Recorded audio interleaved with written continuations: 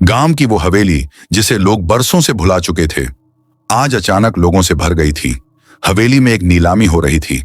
लकड़ी की अलमारियां, पुराने बर्तन, झूमर, फर्नीचर सब बिक रहा था। लेकिन एक कोने में धूल और जाले से ढंका एक पुराना शीशा रखा था, जिसका फ्रेम काले रंग की घुमावदार लकड़ी से बना था, जिस पर नक्काशी थी जैसे कोई चेहरा बना हो। नेहा जो शहर से आई थी, अपनी दादी के साथ उस नीलामी में आई थी। उसकी नजर सीधा उस शीशे पर पड़ी।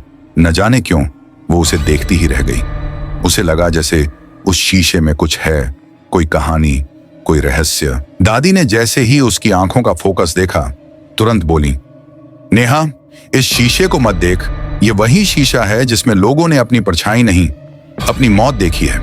नेहा मुस्कुराई, दादी, अब जमाना बदल गया है, ये सब बस कहानियां हैं। दादी की आंखों में डर था, पर नेहा ने अनसुना कर दिया।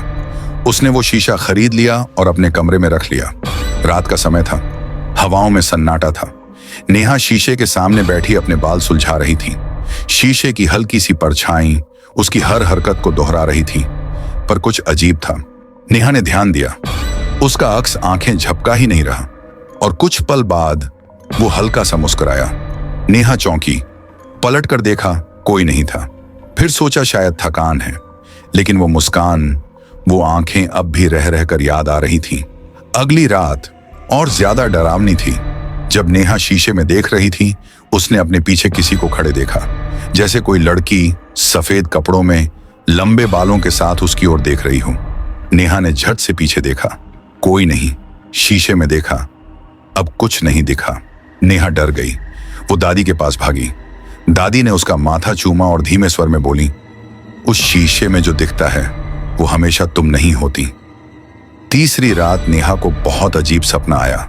सपने में वो सो रही थी, लेकिन शीशे में खुद को चलते हुए देख रही थी। अचानक उसकी आंख खुली। उसने देखा वो बिस्तर पर बैठी है, पर जैसे ही उसने शीशे में देखा, उसमें उसकी छवि अब भी बिस्तर पर सो रही थी। उसने डर से कदम पीछे हटाए।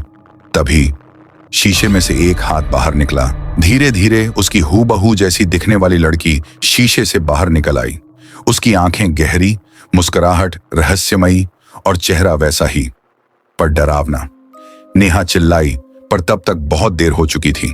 अब नेहा खुद शीशे के अंदर थी, और वो अजीब परछाई उसकी जगह असली दुनिया में ले चुकी थी। नेहा शीशे से चिल्लाई, तू कौन है? परछाई बोली, मैं वही हूं जो तुमने हमेशा छुपाया था। डर, अकेलापन, गुस्सा, जलन, मैं तुम ही हूं। नेहा अब शीशे की दुनिया में थी। सब कुछ वैसा ही दिखता था, वही घर, वही बिस्तर, वही खिड़कियां, लेकिन सब कुछ फीका, ठंडा और डरावना था। वहां कोई आवाज सीधी नहीं आती थी, सब गूंजती थी। नेहा अपनी दोस्त मोनिका को पुकारने लगी। दूसरी ओर असली दुनिया में मोनिका को कुछ अजीब लगने लगा। नेहा अब बदल गई थी। हर समय शीशे को घूरती रहती थी, अकेले में मुस्कुराती थी, रात को बात करती थी बिना मोबाइल के। एक दिन मोनिका ने शीशे में कुछ देखा। वहां एक चेहरा था जो मदद के लिए पुकार रहा था। वो नेहा थी, असली नेहा। मोनिका भागी दादी के पास। दादी ने सिर झुकाया और बोली, एक ही रास्ता है, प्राचीन मंत्र। शाम को उन्होंने मिलकर शीशे के सामने दीपक जलाया और मंत्र पढ़ना शुरू किया। जो बंद है उसे खोला ना जाए, जो दिखे वो सच्चा ना हो पाए। शीशा कंपन करने लगा। अंदर की नेहा बाहर आने लगी और नकली वाली खींचकर अंदर जा रही थी, पर तभी दोनों एक जैसी हो गईं। अब कौन असली नेहा है? दोनों मोनिका को देख रही थीं।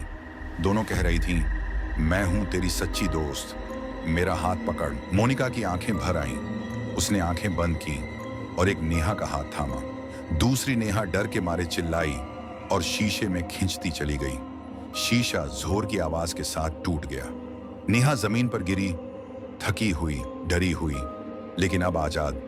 मोनिका ने उसे गले लगाया। दादी ने दूर से देखा और धीरे से मुस्कुराई। कभी कभी सबसे बड़ा डर खुद से होता है, लेकिन अगर कोई सच्चा साथ हो तो अंधेरा भी हार जाता है और इंसान लौट आता है अपनी असली पहचान में।